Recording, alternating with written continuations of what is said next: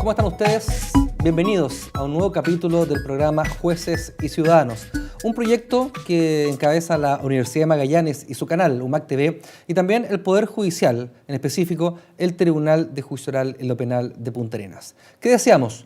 Que la ciudadanía, que la gente, que los habitantes de Magallanes puedan conocer más qué es lo que pasa dentro de los tribunales de justicia, conocer más sobre procedimientos, conocer sobre la función y el rol de un juez. Está con nosotros en esta ocasión el juez de familia del juzgado de familia de Punta Arenas, Óscar Pérez. Magistrado, muchas gracias por estar con nosotros.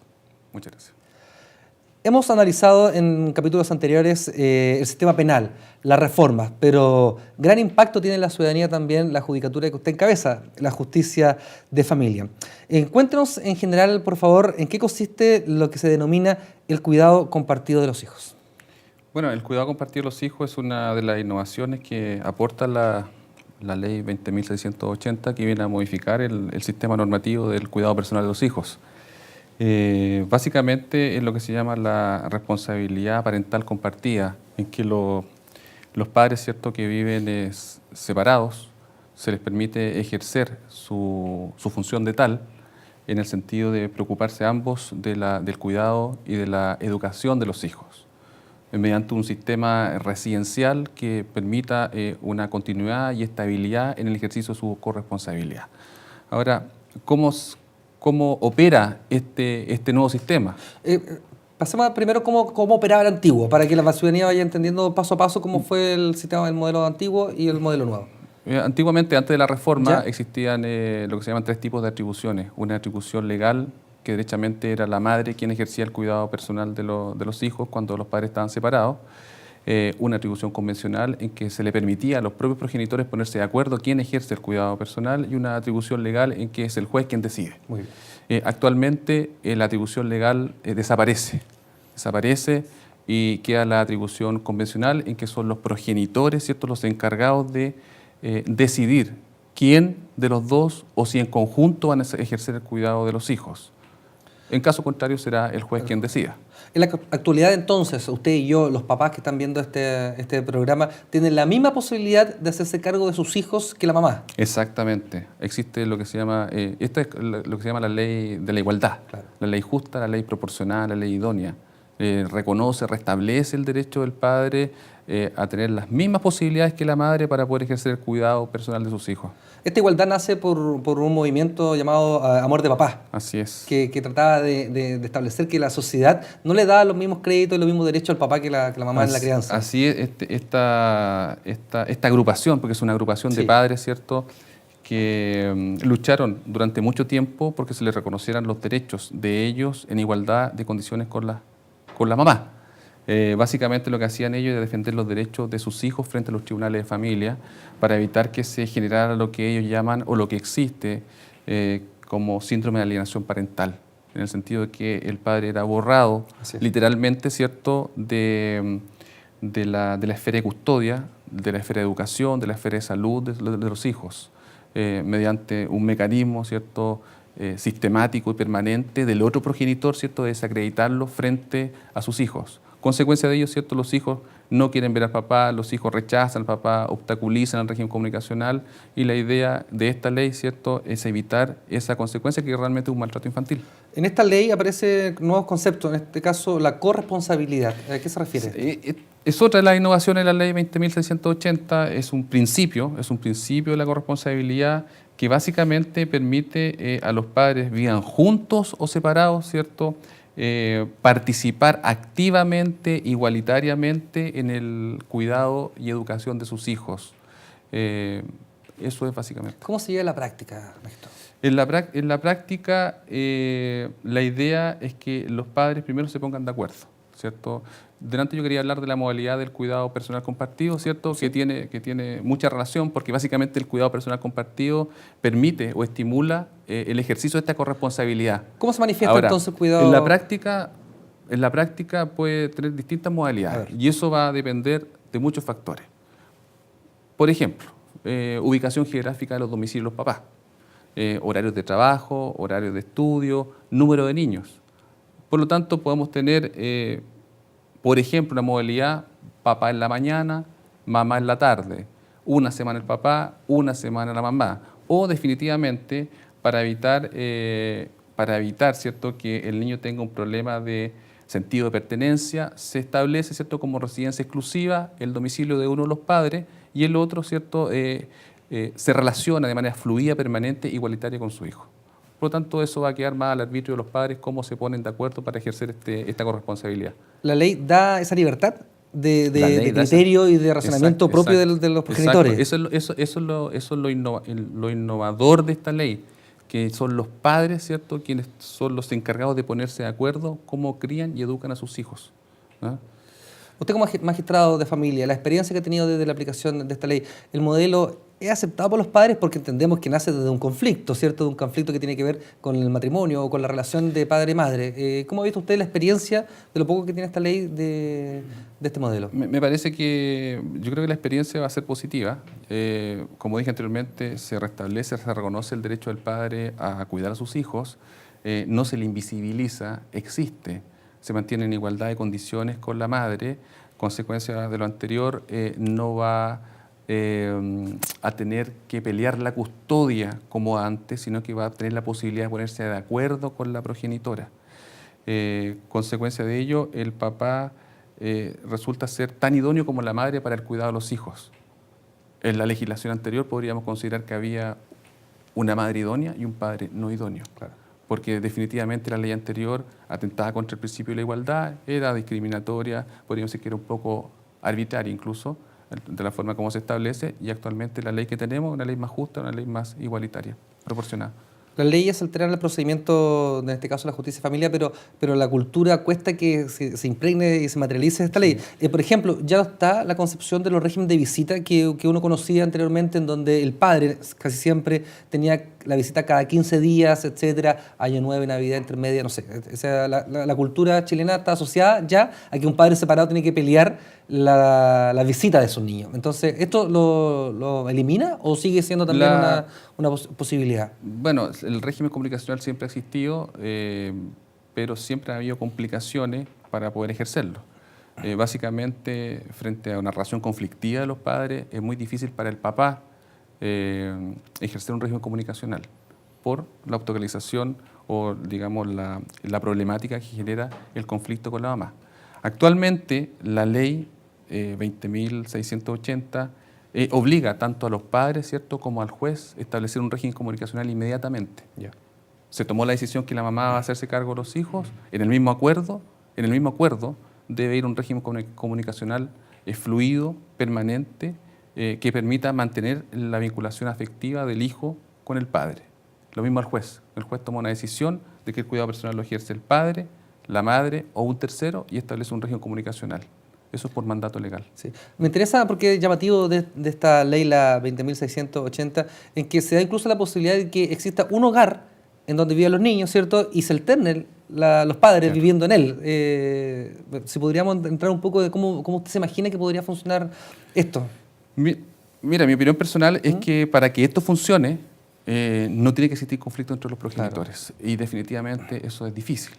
Se puede encontrar alguna familia que se separe de buena manera y en condiciones óptimas para que se pueda ejercer esta custodia parental o esta custodia compartida en el cuidado personal.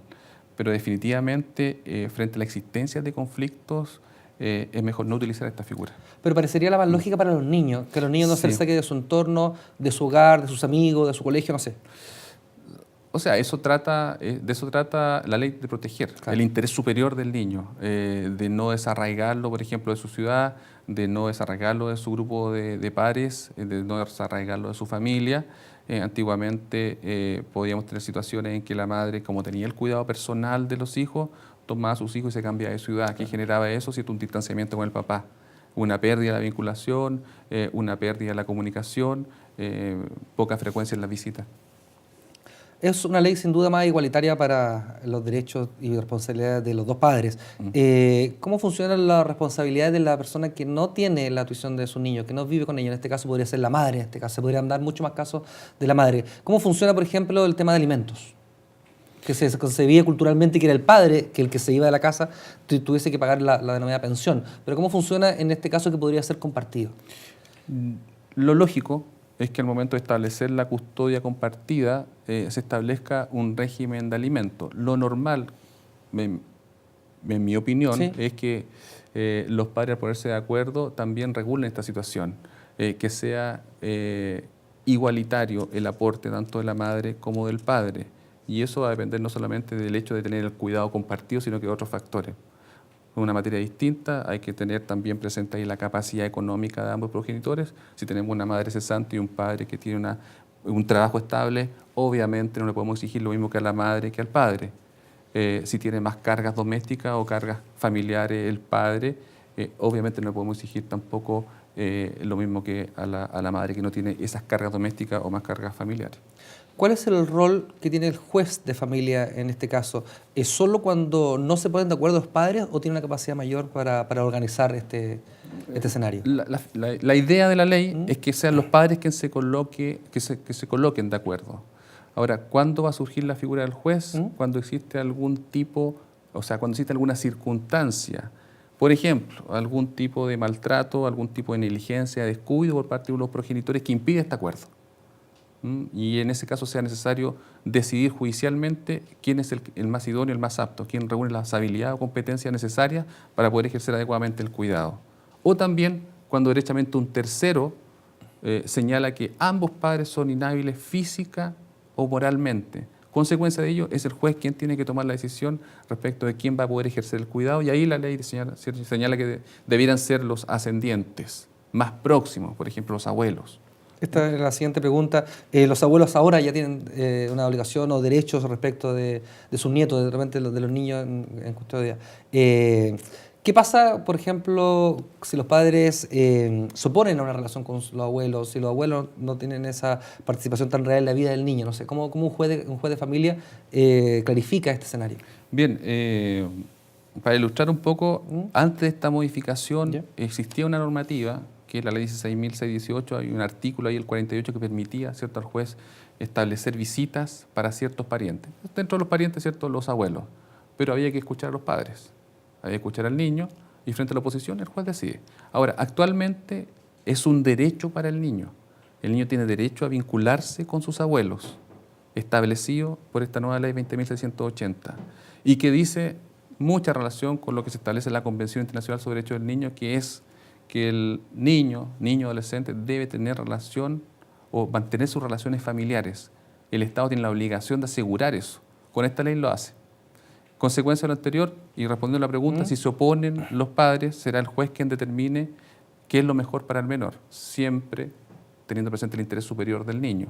En ese caso, vamos a tener que ver varios factores. Por ejemplo, la vinculación que tenga el niño con sus abuelos, vinculación afectiva. La transmisión de afecto también de sus abuelos, o la necesidad del niño de tener contacto con sus abuelos, la opinión del menor, la aptitud o competencia de los abuelos para poder ejercer ese régimen comunicacional. Me refiero ahí si va a ser nutritiva o no la visita, ¿ah? Si es beneficioso o no para el niño mantener esa relación directa y regular. En el caso que no se trabe conflicto, lo natural, según la ley, es que los abuelos también sean corresponsables, ¿cierto? Exactamente. O sea, la ley va hacia allá, apunta hacia allá, que no solamente tenga un régimen comunicacional con el padre o madre que no ejerce el cuidado personal, sino que también con sus familiares, y en este caso específicamente con los abuelos. Es un derecho que se establece para el niño en relación con sus abuelos. Esto, magistrado, nos encontramos dialogando con el magistrado Óscar Pérez, él es juez del Juzgado de Familia de Punta Arenas. Esto es un cambio cultural, es un cambio revolucionario de cómo desde siempre uno ha visto la vida de los hijos cuando los padres ya no están juntos.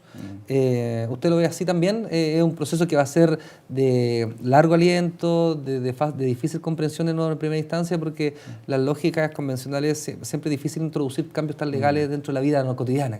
Claro, yo partiría diciendo que esto es un cambio, es un cambio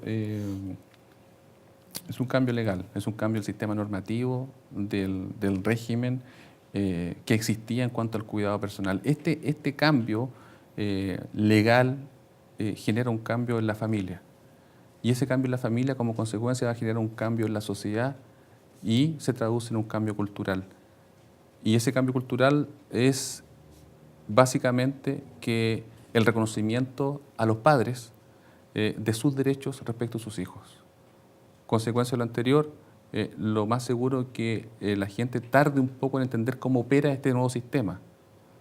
Entiendo que esta agrupación de amor de papá se va a encargar de difundir y culturalmente la gente va a aprender y va a entender cómo solicitarlo y cómo opera en la práctica y cuáles son las modalidades que se pueden aplicar. El Estado entonces sitúa al niño, entendiendo todos los tratados internacionales, los derechos que los menores tienen, ¿cierto? Sitúa al niño como el centro de su familia y de la vida, ¿cierto? Y no como un objeto que uno podría entender que está en disputa por los padres. Eso Así también es un cambio y una prerrogativa no menor en cuanto a los niños y su desarrollo sano. Lo que se quiere evitar es que se altere la estabilidad emocional del menor. La idea es que el niño o adolescente no se vea involucrado judicialmente en los conflictos de los padres, ni emocionalmente tampoco en las disputas de ellos. La idea es establecer una ley más justa, como dije anteriormente, más proporcionada, igualitaria, más idónea, de manera que no exista conflicto al interior de la familia más que el que se genera al momento de separarse los padres. Y consecuencia de ello no se afecte emocionalmente al menor. Sí, para que entienda un poco la ciudadanía, los telespectadores. En el proceso antiguo se entendía, lo hemos dicho en esta entrevista, que la madre era la persona que por ley tenía que custodiar a sus niños y el padre el que tenía que ir al tribunal de familia a exigir sus prerrogativas. ¿Cómo funciona ahora? ¿Tienen que ir ambos? ¿Va uno primero, después otro? No sé, porque ya no se da por contado que es la madre la que se queda con el niño, claro, ¿cierto? Con los niños. ¿Cómo sería el procedimiento lógico de una familia que se separa? Bueno, la lógica es lo que hemos conversado, que el acuerdo. Antiguamente... Pero yo me pongo de acuerdo en mi casa, me pongo de acuerdo delante de un juez, me pongo de acuerdo ¿cómo? En una notaría, quiero decir, ¿cómo yo llevo a la práctica este acuerdo? Tú te puedes poner de acuerdo en la casa y redactar ese acuerdo mediante escritura pública, ¿cierto? De acuerdo a lo que la ley señala.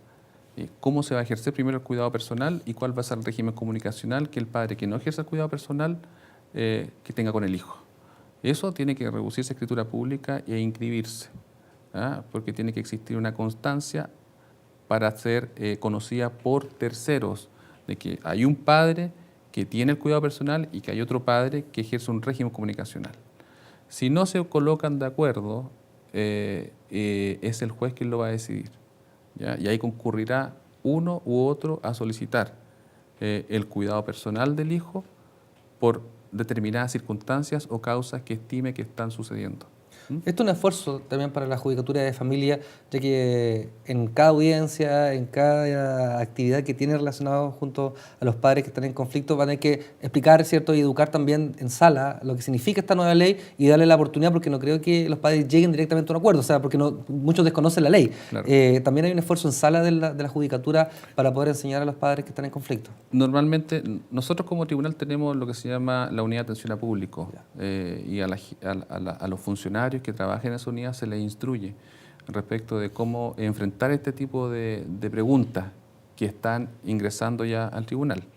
Y esa orientación es la básica. Claro. En audiencia, respondiendo a la pregunta, lógicamente que si se presenta la oportunidad, el tribunal orientará y explicará cómo opera esta nueva ley y cuáles son los derechos de uno u otro progenitor respecto al hijo. Claro, aún la familia está funcionando en cuanto al acceso a la justicia bajo la lógica anterior. Claro. ¿Qué está haciendo el Poder Judicial también para educar, para hacer un poco más visible esta ley dentro de la relación que tienen los juzgados de familia del país con distintas instituciones? ¿También está contemplado en el futuro hacer capacitaciones o hacer instrucción asociada a este nuevo formato de ley? Siempre está presente la difusión. Claro. Siempre está presente la difusión, no solamente de la aplicación de esta ley, sino que también de todas las funciones que cumplimos hacia la ciudadanía, de las materias que nos corresponde resolver, de cómo está formado el tribunal, de cuál es el servicio que le podemos otorgar a la persona que presenta alguna consulta o conflicto jurídico, y eso se hace con distintas instituciones. Puede ser con colegios, con programas de intervención, con la corporación municipal, incluso con el mismo hospital, con las distintas unidades. No hay inconveniente por parte del tribunal, eso es parte de la difusión. Para ir cerrando ya esta conversación, magistrado, sobre el cuidado compartido de los hijos, hemos abarcado ciertos aspectos de la ley 20.180. ¿Hay algún otro aspecto que usted desee destacar de esta nueva normativa? Yo creo que hemos abarcado los aspectos principales, que son los primordiales, que es el principio de la corresponsabilidad, ¿cierto? El principio de la custodia compartida, el derecho del niño a mantener relación con sus abuelos, la obligatoriedad de establecer un régimen comunicacional del padre que no ejerce el cuidado personal de sus hijos. Creo que son los hitos más importantes de esta ley. Dentro de este marco regulatorio, ¿qué otras reformas usted ve que deben ser plausibles para ir ascendiendo en estos conceptos nuevos asociados al cambio cultural de la importancia, por ejemplo, de los hijos? ¿Qué otros aspectos de las normativas que regula esto usted cree que es necesario ir modificando?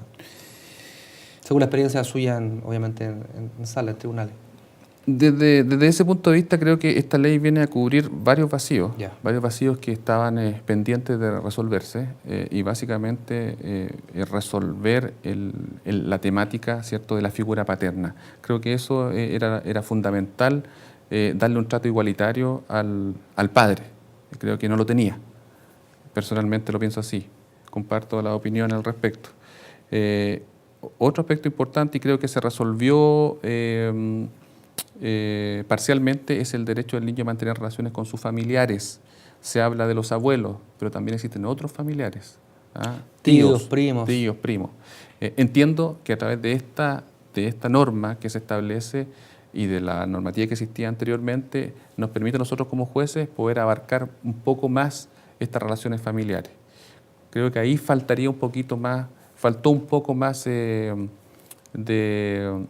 modificar en cuanto a individualizar que otros parientes podrían también estar involucrados. Porque o tener derechos. ¿La ley dice abuelos solamente? Abuelos. Ya. Abuelos. Claro. Entonces, hay otra normativa que dice parientes. Claro. Pero hay que ir a determinar qué A parientes. interpretarla, claro. Hasta dónde llegamos. Pero creo que va por buen camino. Creo que va por buen camino. Qué bueno.